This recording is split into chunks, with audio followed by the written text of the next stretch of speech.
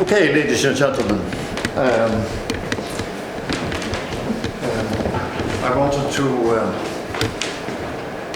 to look back 55 years precisely when I went to Oxford to Nico Tinbergen, and it has been mentioned, and under the guidance also of Dr. Desmond Morris.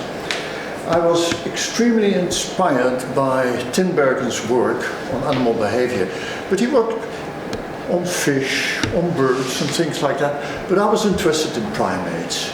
And my big inspiration at the time was this book, The Expression of the Emotions in Man and Animals. When I came to Nico Tinbergen, he said, okay, Darwin may have written that, but how does he know about emotions in man and man, of course, but in animals?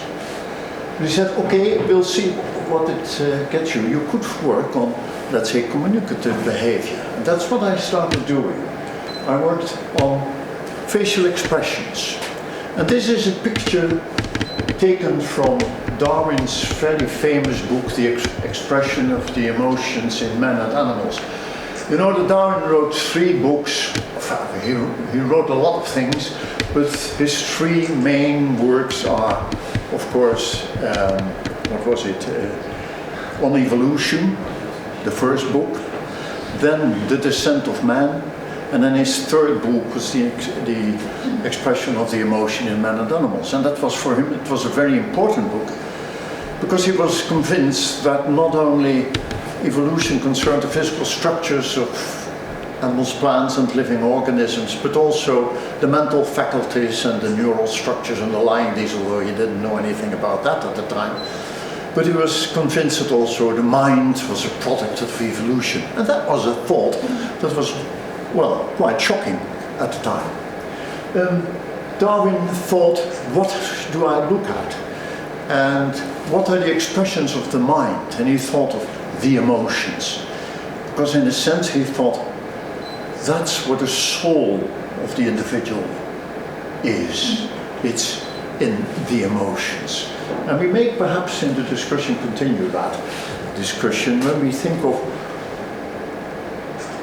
of shaping, we try to understand life and animals, but people are shaping life at the moment.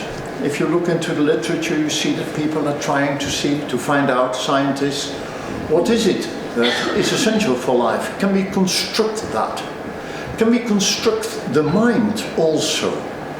And especially in Japan, one is busy with trying to make robots, automata, that interact with people. There's a lot of interest also in our part of the world. This summer, coming summer, there will be a big conference in Erice in Italy, where people will talk about emotions and especially to what extent it may be possible to make automata that show emotions. You would say, why that? Because of course if you have a robot and it has to take care of people, of mentally retarded people, of elderly people, but also of people who need care. And these robots have to interact. They have to do 2 things. They have to understand the emotional expressions of the people with which they interfere and with which they interact.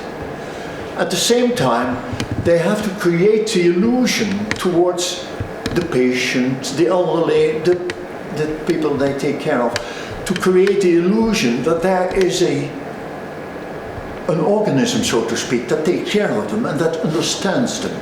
So it's, in fact, can we create humanoids?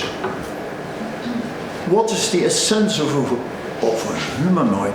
Well, we can make apparatus at the moment that do quite a lot of thinking. If I put it a little bit arbitrarily, a little bit as a caricature, one could say, okay, all what is concerned with the cortex, we can reasonably well model in an artifact. We can have chess computers, we can have cars that drive themselves along the road. The end is not yet in sight, but we are advancing very much. But these are still automata. And what is the essence of a living being? It's that it has an understanding about itself, certainly in humans, but then also it has motives, it has interests, it has concerns about things, it has priorities, it makes choices on the basis of concerns that it has. Can we model that in apparatus? Can we create apparatus that, so to speak, have an interest in certain things, in maintaining themselves in the first place, and then choosing and doing things and making decisions not on a rational basis, but on a basis in terms of the interest it has for the apparatus itself in maintaining itself, or something like that? Well, we might discuss that, whether that is a possibility, but certainly there are people who think that this is within sight, not in the coming 100 years perhaps, but even later. Anyway, emotions, they're extremely interesting. Here you see a picture made by Darwin in his book, The Expression of the Emotion in Man. And it's obvious that he treats these things very anthropomorphically. A chimpanzee disappointed and sulky. And when I came to Nico Tinbergen, I said I wanted to study facial expressions in primates. It seems so interesting to look at them from a comparative and evolutionary point of view to see whether we can homologize these things. He said, okay, that's right. And when I had my first pictures, this is from my first publication in 1962, and there I talk about a scared threat face and having anger, etc. And I remember that Nico Tinbergen told me, Jan, don't do that. You don't know what is an aggressive threat face. What do you see? You see bare teeth and things like that. So, that's what you see, and talk about that. And then, you look at the circumstances in which these things are shown, these expressions, what are the circumstances that provoke it, what the effects in the social atmosphere, and then you can deduce function and causation, etc. But you don't know about any emotion. We can't see emotion. So that's what I did. I looked at the expression, the tense mouth face, looked at where it is being shown. For instance, when an animal has to aim at a grape, which is here on the thing, and concentrates and throws this, and then you notice that some of these facial expressions that also are used in the social interaction, like here. If I am very concentrated and approach a fellow of mine, it usually doesn't spell any good.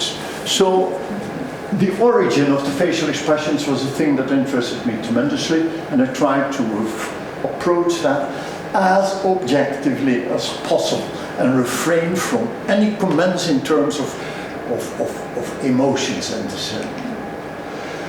Well, the question is, of course, do expressions reflect emotions? Behaviorists 20, 30, 40 years ago were quite outspoken about this. They wouldn't talk about emotions and things like that. Nowadays, it's not that difficult to find all kinds of publications on animal emotions. And you could say, what does it mean? Is it not a completely redundant concept, emotion? We can talk about motivation. We can talk about characteristics of the animal in terms of his behavioral tendencies. Keep to that and simply avoid the term emotion. But that's not what is happening, because people have started to think also, what do we mean by emotion? Because that's a question you have to ask. What do you mean? Now, there are lots of studies that have categorized emotion, and here's a study, I forgot who did it. This is the wheel of emotions. This is all the emotions: bewildered, discouraged, insignificant, inadequate, embarrassed, overwhelmed, daring, fascinating. All emotions. Who has thought this up? I can think of probably a lot of things which are not in these circles, and I wonder what is the rationale behind these categorizations.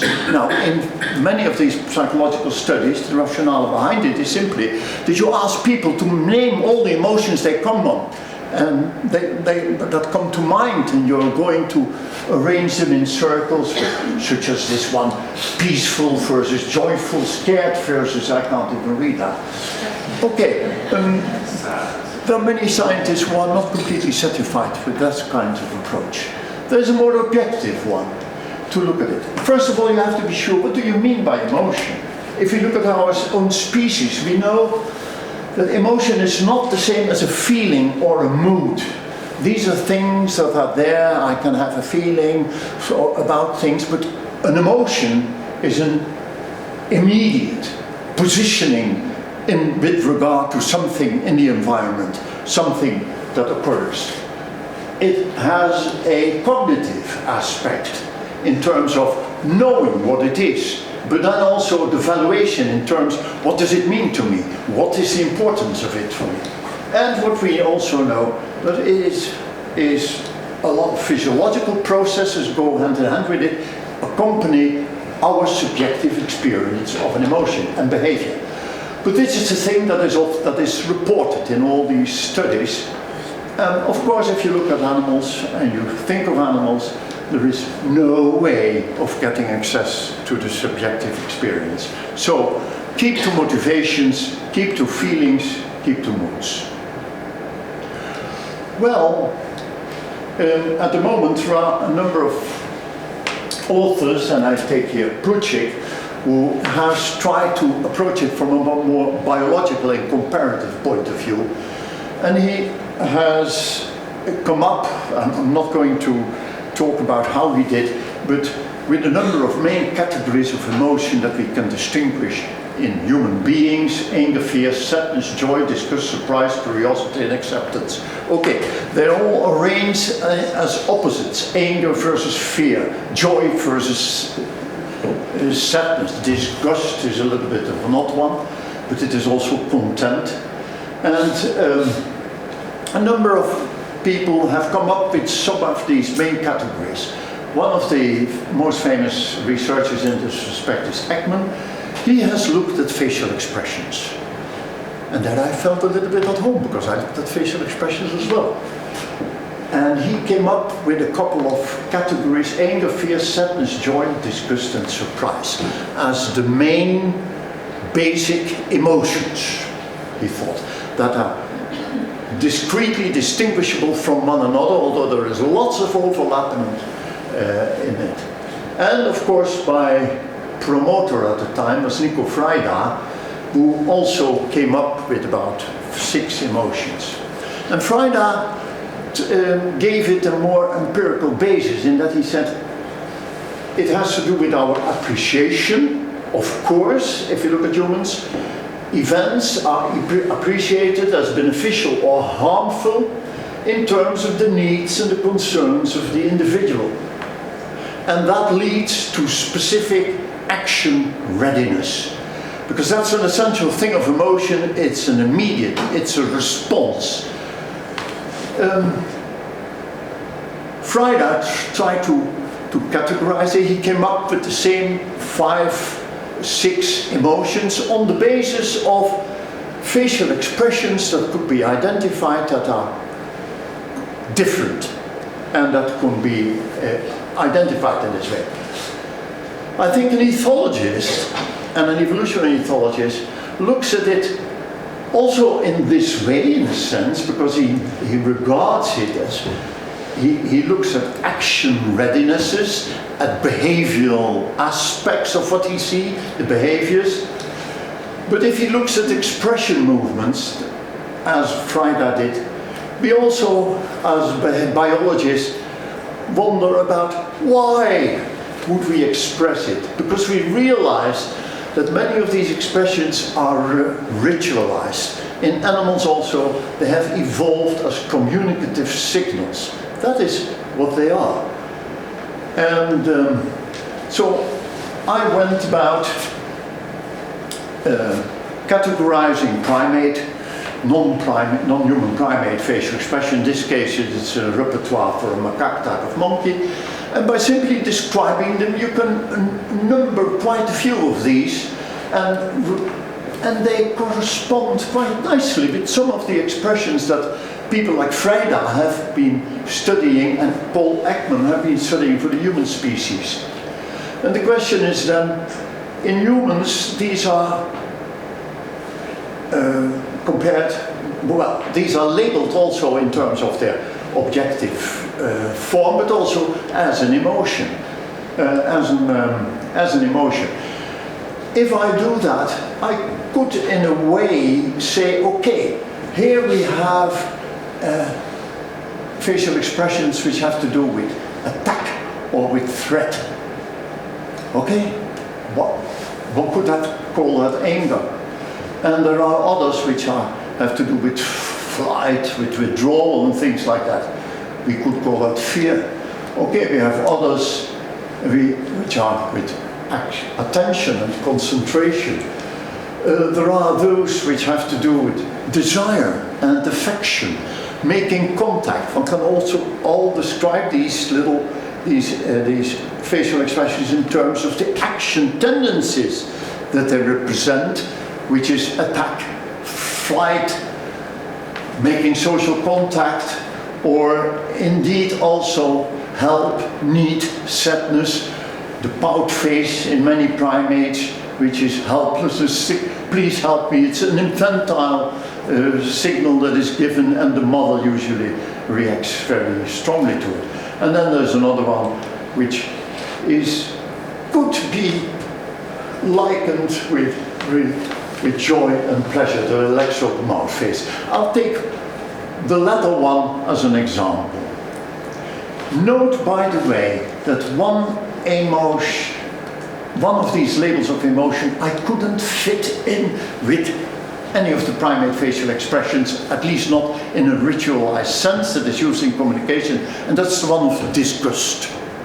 And disgust is one of the main basic emotions in the human species, and it's a nasty smell, a nasty thing, and it is also ritualized, has been ritualized in our expression of contempt. So it's used socially, it's a very important expression. But there's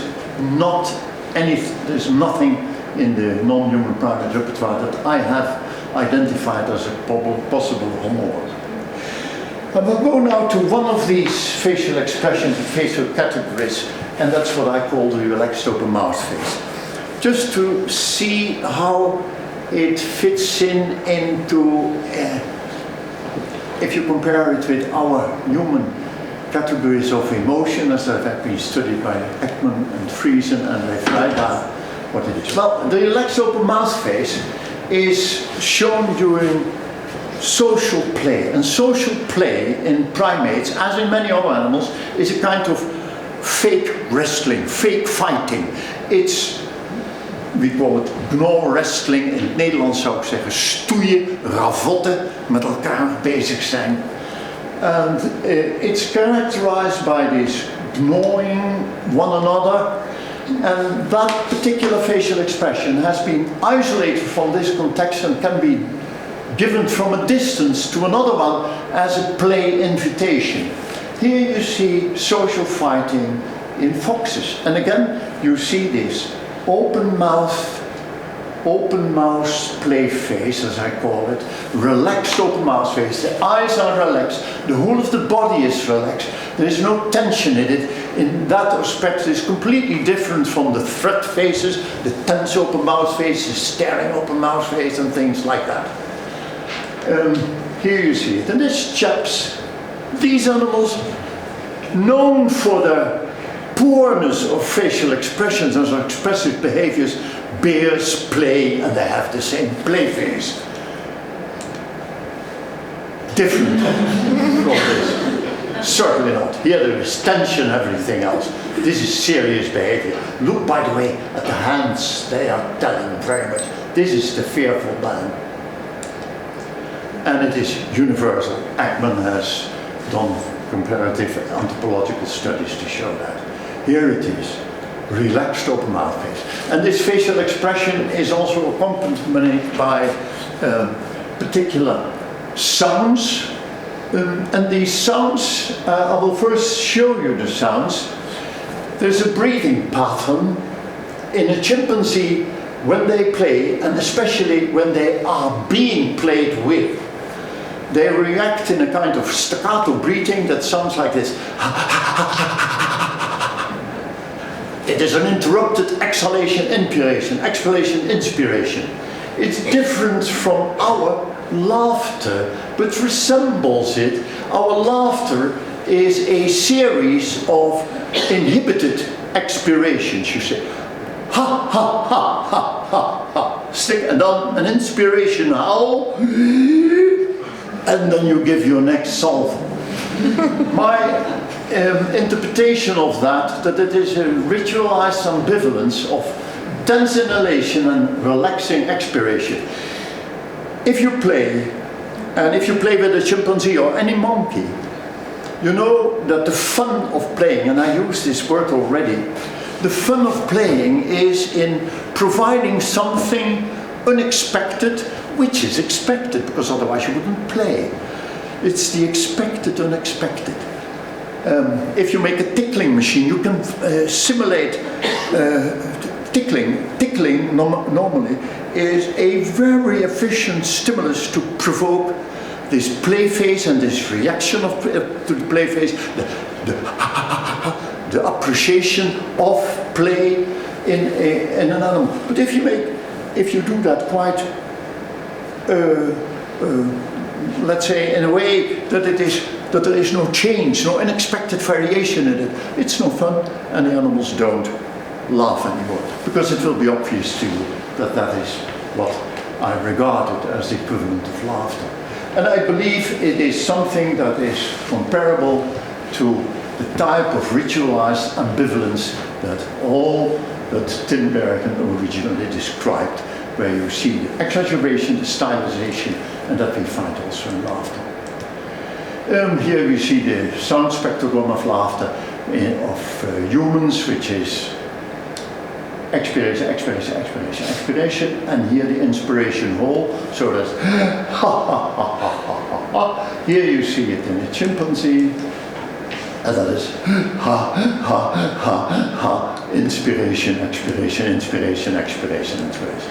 So there is comparison. Now watch these animals play.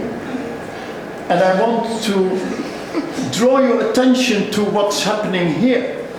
This is what we call autoplay. Play on your own, not with somebody else, not signaling to a partner that you are playing, but this chap is playing in itself, and he uses this social signal, which has obviously been evolved in order to inform others that you are in a playful mood, that it is not serious, because that's the essence of what you see here. But here this animal does it on its own. It does it completely in itself. It is obviously the whole essence of the self-rewarding activity that it shows here.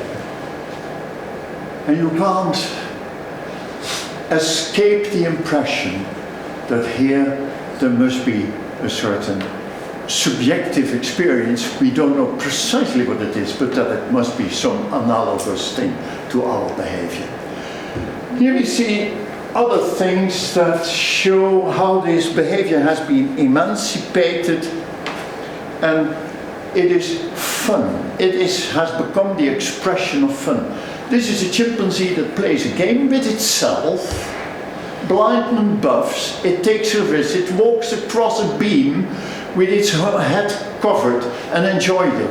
If you look at its face underneath, he shows this relaxed open mouth face, what we call the fun face. Here we see peekaboo game in chimpanzees. This chimpanzee has a towel and it puts it in front of its head, then it lowers it, then it puts it up again, and then it lowers it again.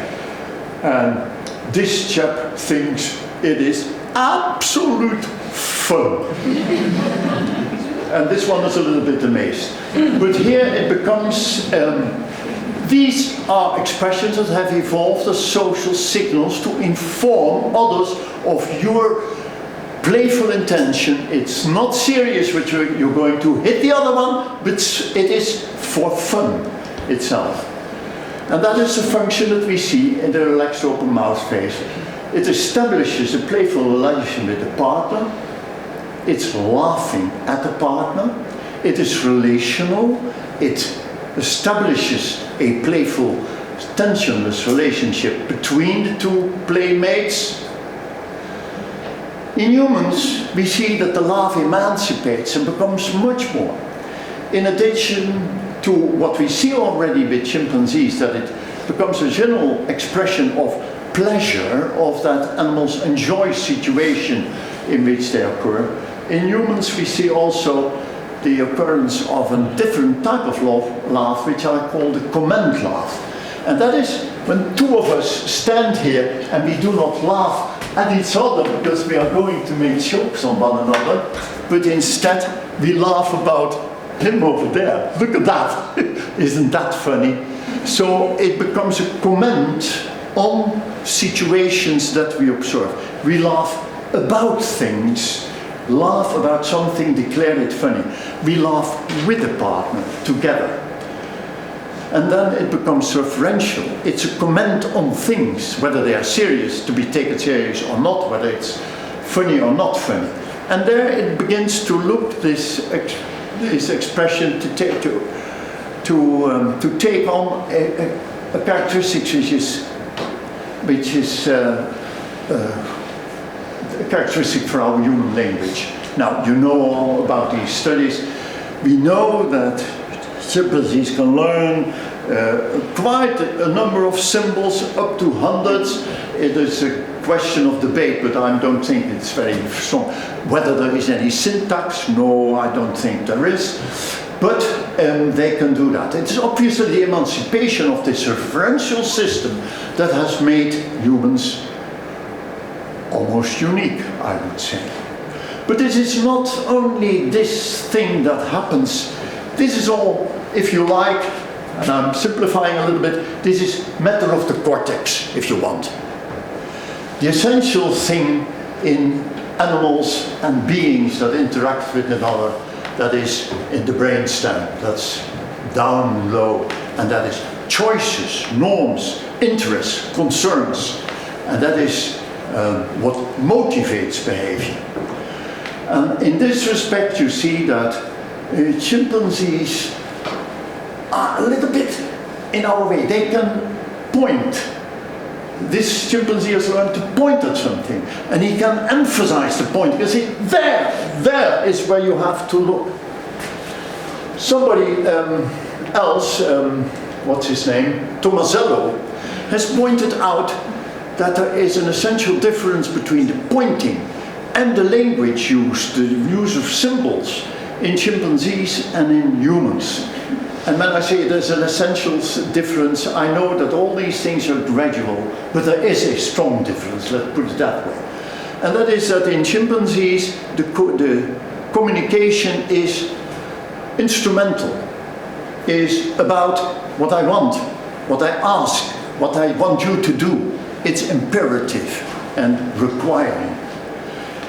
I have raised young chimpanzees at home in Utrecht, where I live, in our family. And when I was sitting and playing with a young chimp, and playing and tickling, etc., and was sitting in front of the window, and there was a dove coming on our food table, which we have for the birds. Then the chimp would immediately stop and look at the bird, at the pigeon that landed on the food table, look a while, and then we would continue struggling and playing. Now, when I did that with my grandchildren, I saw a completely different thing. You sit there, the pigeon lands on thing, and the grandchild looks, stops playing and looks at the pigeon, then looks at you, and looks at the pigeon, and at an age of about 1 year and even younger, when there is no talking yet and no speech, the child points and looks at your face and points at the pigeon, wants you to see that pigeon. So I think a very essential thing is in terms of these social emotions of being connected, sharing your intentionality and drawing your attention to the same things, and sharing also your representations, your world, talking about the things that interest you, which I'm doing here right at the moment, which makes me human. Thank you.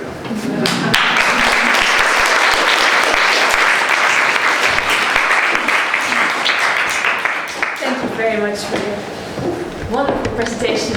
So I would like to invite you and you, both gentlemen, to the table because we have some discussion for you. Zijn we ver over tijd?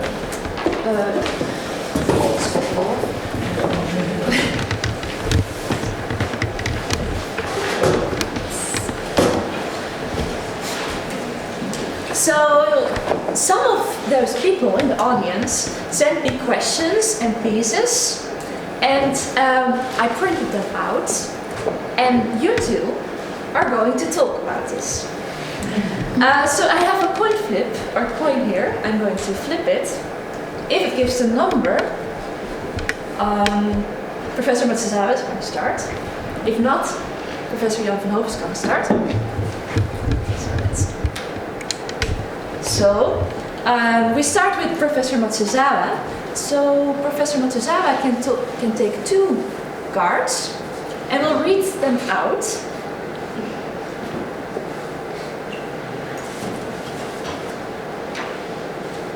Oh, written in Dutch. No. Japanese. Robots can have a soul. Why can't great apes speak? So we have 1 thesis and 1 question. So the first question was, I didn't understand it. Robots can have a soul. Oh, can have a soul. Okay. So now the decision is up to you. What do you want to discuss about it? Why can't great apes speak? Okay. I was hoping you would take the other one, but Sorry? why can't great apes speak? A couple of things, of course. First of all, we know that there is a rather remarkable difference between birds and mammals. And that is that birds, not all birds, but a lot of birds, and think of parrots, think of crows, they have a voluntary control of their vocal apparatus. And mammals do not seem to have that. It's very poor. Vocalization in mammals seems to be tied up with emotional responses. It's part of that physiological response that you get in an emotional situation. And so what we see, there is a difference, I think, between the ability to use symbols, to attach symbols to give them meaning, and to use speech, because our primate relatives are very good in attaching meaning to all kinds of symbols. So that's why scientific attempts to develop a sign language, a computer type language, which you have all done, aren't that easy, aren't that difficult. The difficulty is in getting them to transform it. Parrots, Alex the parrot does that easily, and we had a parrot at home which did also, but didn't know what it said. So speaking she could, but she didn't use language. Now Alex the parrot did. So I think that's why not? Because it hasn't been emancipated, vocalization in mammals. It has in our species. Now that's a unique thing. We are a unique mammal, I think. You're not. I'd rather be a bird. We wouldn't be unique at all in this respect. In this respect. Would you agree with this opinion? Yes. Yeah. Would you want to comment, or shall we go on to the next question? Okay. There is one question in the audience. Do apes sing? Do apes apes sing? Sing. Sing. Without Sing. words. Ik versta het woord niet. Zingen. Zingen. Well, they do. My God. But also in a rather ritualized manner. But think of gibbons. If you have ever been in the tropical rainforest and waken up in the morning and you hear the gibbons sing and the siamang sing, It's impressive, and it has a meaning, a very meaning, because these are monogamous animals, pairs, and a pair occupies a territory. And with every singing bout in the morning, you see that they have a duet. The male sings, and then the female comes in, and they exchange quite precisely. And Siamangs do it even better. Well, it tells them, each of the two partners, he, she is still in tune with me, in a sense. And it tells also another Siamang further down the road who hasn't got a partner, okay, shall I try to get in that marriage and try to separate these two? No, they are so tuned to one another, no chance. But if, to say it in Dutch, als de band wat sleets wordt, if it is a little bit, then one of them may start singing, the other may join in after a while. But the one over there can think, okay, they're not paying that much attention to one another anymore. Let me try if I can break up this thing. So that's the thing that we find in howling monkeys, to do that as a group. And now we're talking about emotions. I'm quite sure, although I have to do with all the uncertainties involved, that somehow you would like to measure endorphins and things like that, and all these beautiful oxytocin, whatever you have, to know what happens when they start singing together, all singing there together, hand in hand, comrades, etc. Things. I'm sure they can sing. They can sing. It's your turn. Oh, sorry. Well, I'm going to. Please. No. Yeah, please. even chimpanzees are not as fancy as Sherman or Gibbons songs, but their vocalization is really impressive. Like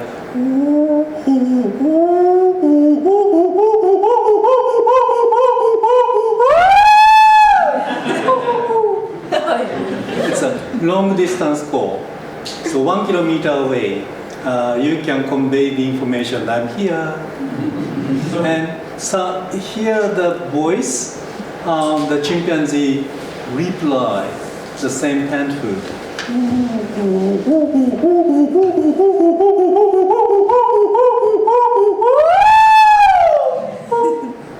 It's 4 sections. Introductory part, crescendo,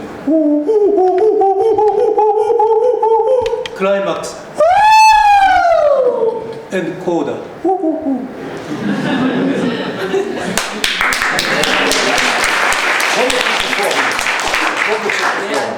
That's I'm the going best to answer. read 2 questions, so the audience knows what you... the one is, imagination is what distinguishes humans from chimpanzees. That's the one question. It's an interesting question. Would you prefer to be a chimp or a bonobo? That's the second question. Now I'll tell you which question you will have to answer. Imagination is what distinguishes humans from chimpanzees.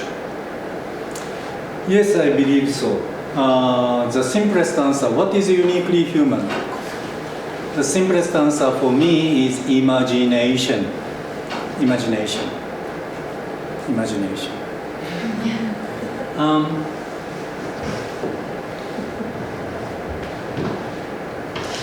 Chimpanzees love to draw, free drawing.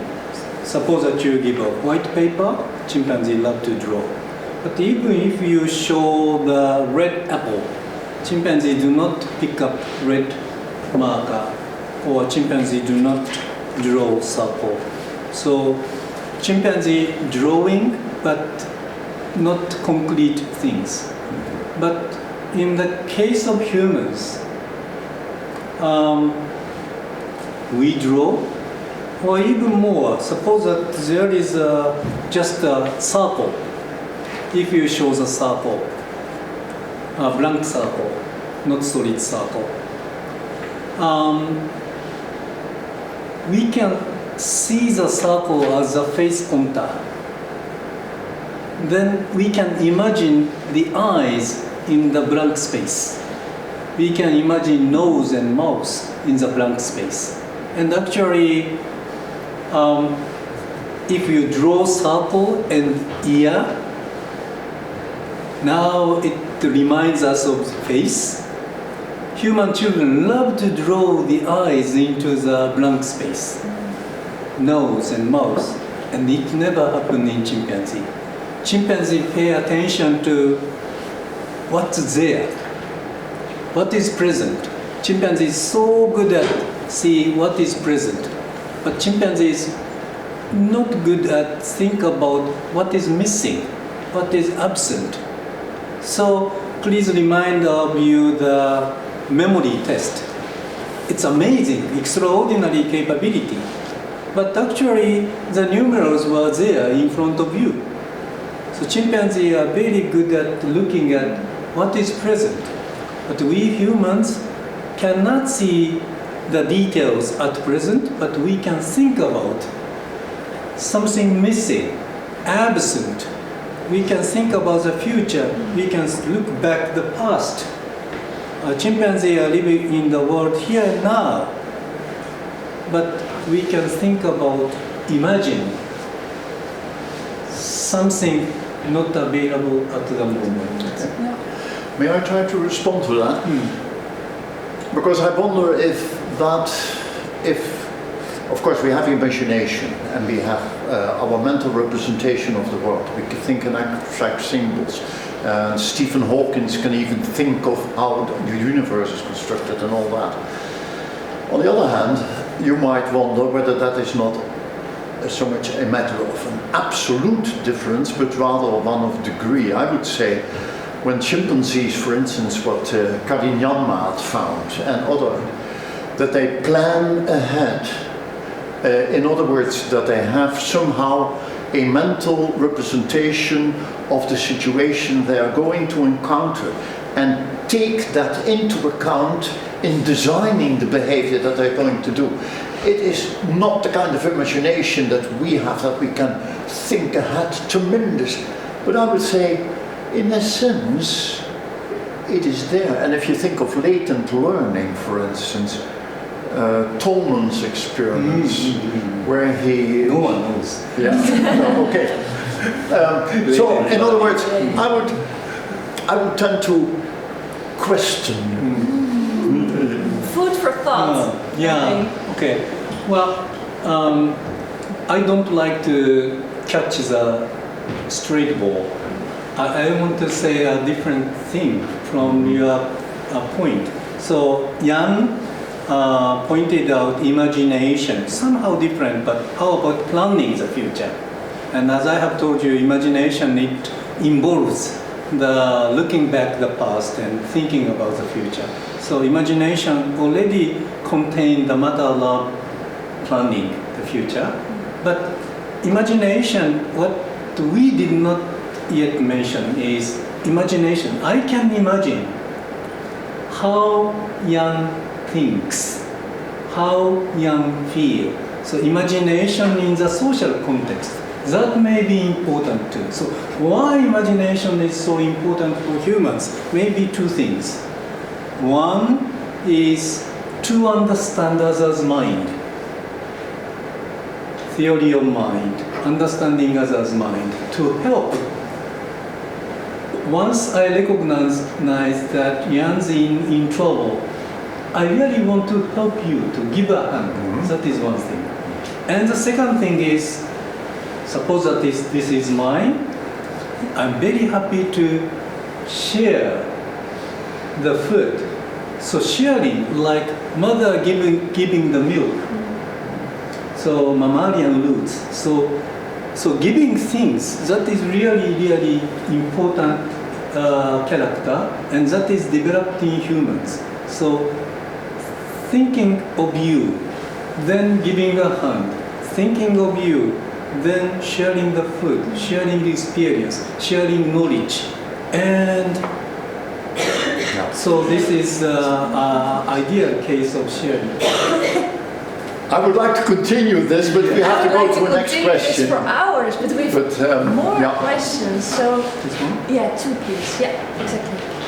Yes. Oh, and short. Great apes value art. Okay, there's one. Who is more unfaithful? Alpha male or alpha female? Does this differ depending on type of primate?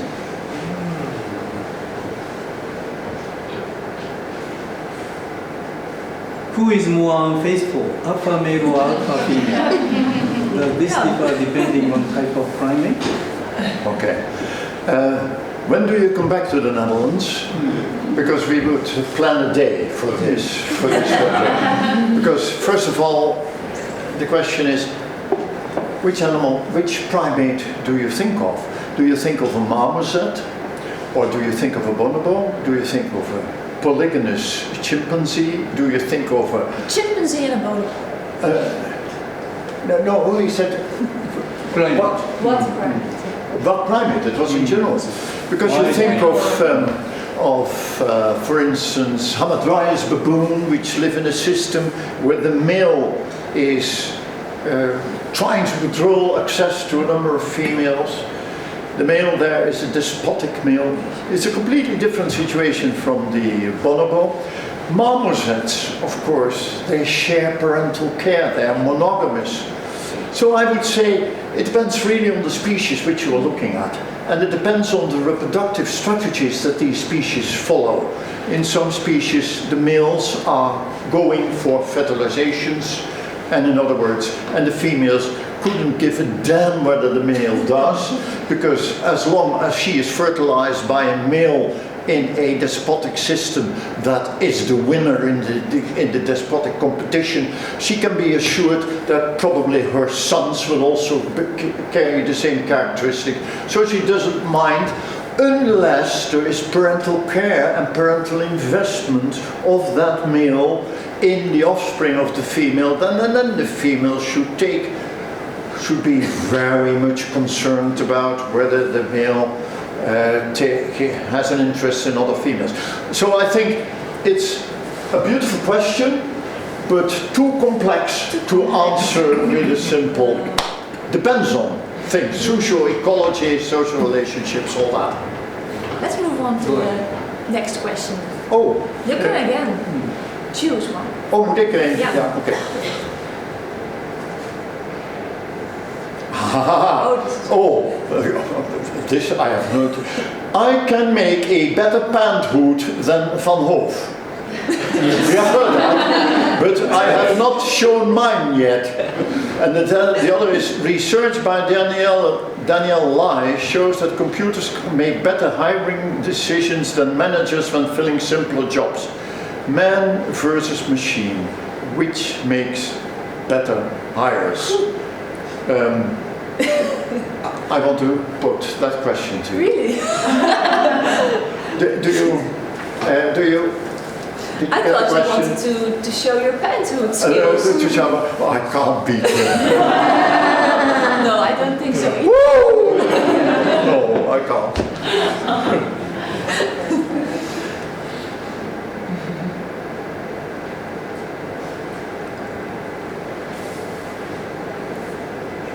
I need your help. You need to help. Yeah. Maybe you can answer the You question. can answer the question. So we can make But better finish hiring decisions. Is it computers, reading facial expressions? Yeah, I think no, computers as yet can't. Because computers are cerebral rationalist systems. They think. Computers can think about lots of things. But they can't read emotions, moods, intentions, let's say what is the soul. And as long as we haven't got computers with a soul, managers will do better, because they look at people and probe the soul of the people. Then the question is, can we make computers that have a soul? What would you think? In Japan, you try to make computers with a soul. Well, Then they would do better. to be fair, Well, Japanese scholars, they are the first to create, so what do they call anthropoid robot? Humanoids. Yeah. Humanoid robot. So really look like humans. Magic. So really look like humans. And my point is, it's so interesting to see not the robot, but the reaction of the people to see the robot. So if the anthropoid robot is really look like humans, we project our emotion and feeling to the robot. So that makes this robot more vivid and human. So I am really touched by the observer's response, the human way of looking at robot. Yeah. Still, I think it's quite interesting. Unless you are a Cartesian dualist, which I think most scientists aren't, it means that even the things that we think are essential for our soul, what is the essence, what do we mean when we talk about the soul? We don't talk about all the cognitive capacities that we have. We talk about the feeling capacities that we have. That has to do with the subject of today, emotions and things like that. Value judgments, opinions, appreciations and all that.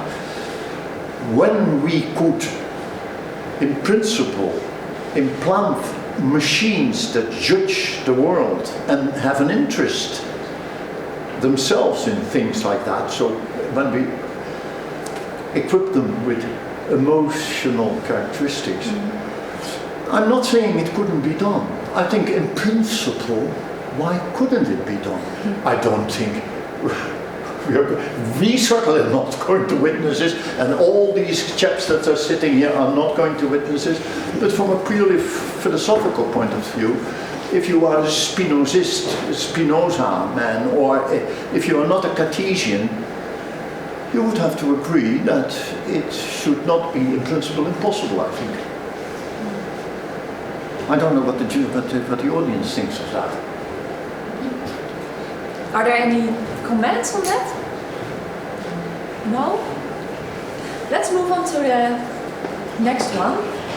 And maybe this is somewhat applicable to your situation. After my retirement, I will sit back and relax. What is the biggest difference in social behavior if we compare primates living in the wild and in the captivity? What is the biggest difference in social behavior if we compare primates living in the wild, primates living in the captivity? By the way, I reached to the retirement, but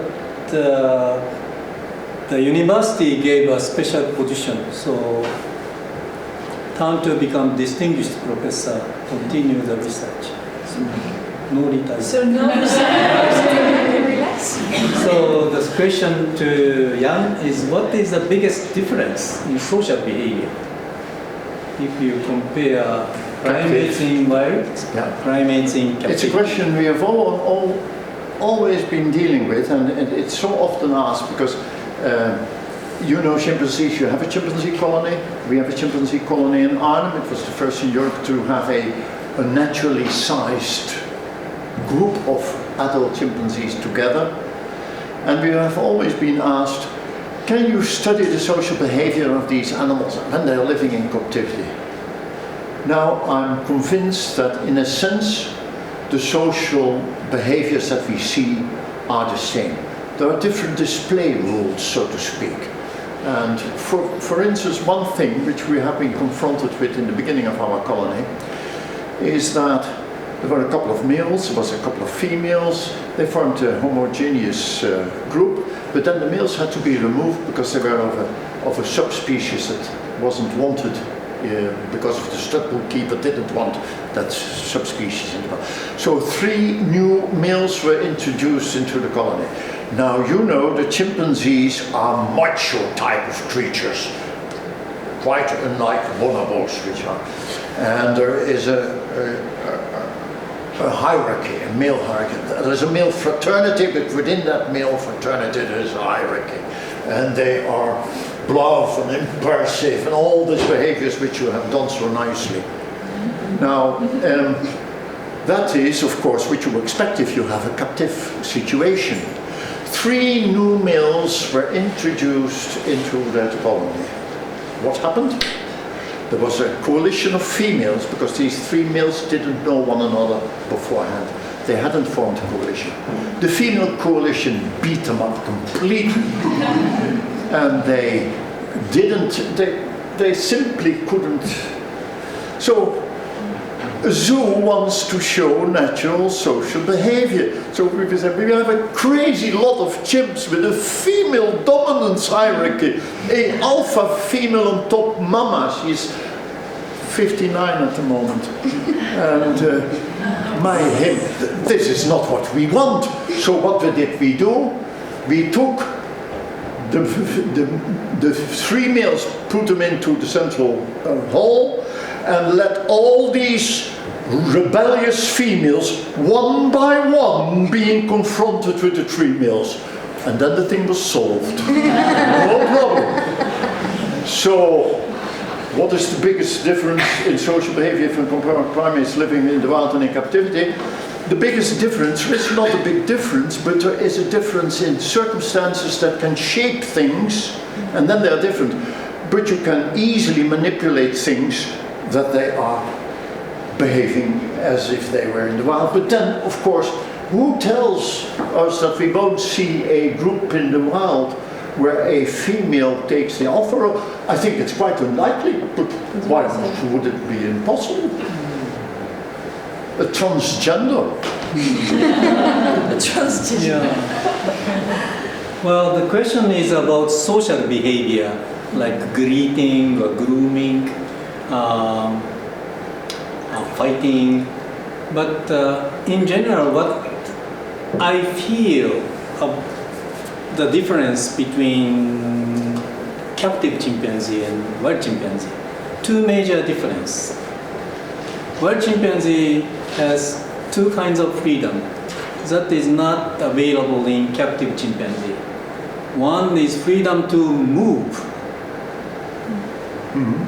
So from one place to the other, to the next. Okay, you go to the zoo. Oh, here is a group of gorillas. Here is a group of elephants. Here is a group of monkeys, Japanese monkeys. That's fine. Japanese monkeys troop, elephant group, and gorilla troop. That's fine. But chimpanzee, as I have told you, fission fusion means 3 chimpanzees and 5 chimpanzees and 7 chimpanzees, always in the different place. Not all chimpanzees come together in one place. So just enclosure and always one group of chimpanzee, no, it's completely opposite to their nature. The second freedom, freedom of eat, freedom of food. In the zoo setting, it's zookeeper. Oh, it's 8 o'clock in the morning. Let's feed the breakfast. It's noon. Let's give the lunch. Enough amount of food is given to the chimpanzee, but they have no freedom to eat. They want to eat, they cannot eat. It is always zookeepers make the decision. That is a big, huge change, difference. So that is the reason why the vegetation important. Even in a small area, you try to give the small trees and grasses, and it's not so tasty, not so the best food, but still chimpanzee can access to the food available on the ground. I think that is important for what we call environmental enrichment. Yeah. On the other hand, I think what we see is that, of course, you can build in choice possibilities in the management procedures. And for one thing, you can give animals a choice to combine with certain others by opening doors, by making them opening doors. And that's a technique that is being used in zoos, probably in the near future. You can have them implant with a chip, and so that some of them can get access to certain areas and others cannot get out. I give you one example, and that has to do with orangutans. Orangutans in the wild have two reproductive strategies, so to speak. The one is the dominant males are attractive for females, and females come and approach them. Younger, subadult males, as we call them, unfledged males, they are not attractive to the females, but they go and look for females in the forest and rape them.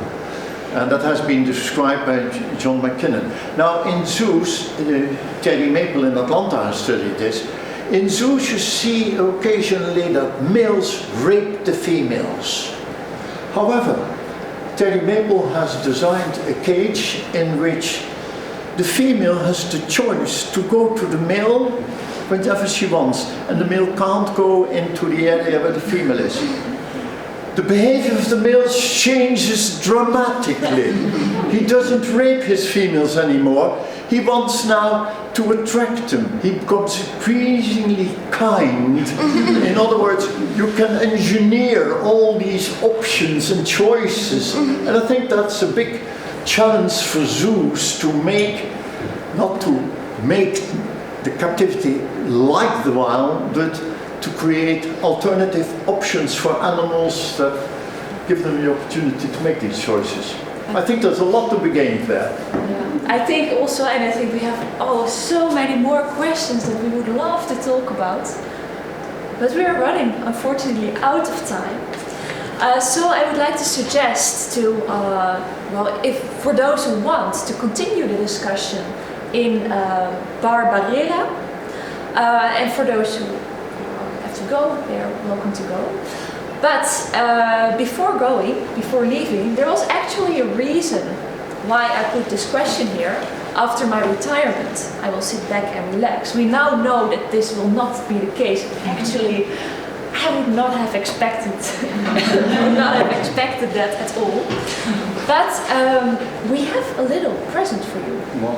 Yes, yes, because on March the 12th, directly after this visit to the Netherlands, there will, as I understood, there will be a ceremony for your retirement.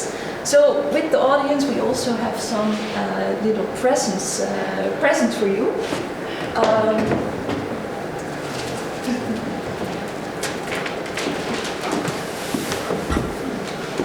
This is a present. Mickey Mouse. Mickey Mouse, yes. I think Sanai can explain. And we have a book of the Sieboldhuis. Oh. And we also have that book. Dank je. Dank je. And I believe there was also someone in the audience who made a present. I have a special present, not only for you, but also for Jan, because Jan has also something to look forward to. He is getting closer to his 80th birthday. Wow. And I want, as a present also to you, bind the three of you, you also, as organizing, because I like meetings like this so much, by giving you all three a present. Oh, thank you so much. And arigato, zeg ik dan. Arigato Ja. gozaimasu. And arigato to you. Wow. And it's really beautiful. On this side, it's showing a smiling chimpanzee, or playful chimpanzee, and another playful chimpanzee. Right? Oh. It's beautiful. So, thank you very much.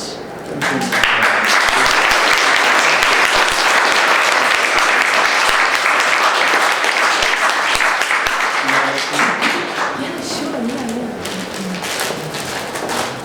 Zeer gewaardeerd. Zeer gewaardeerd. Dank je wel. En Siebold, dat So I guess this is something you can do more after your retirement, because we learned that you like mountaineering. mountaineering. So you can use that.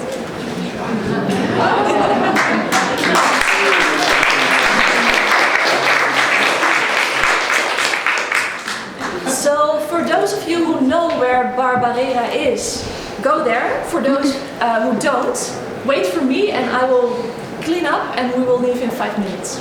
Okay? Thank you. Thank you very much.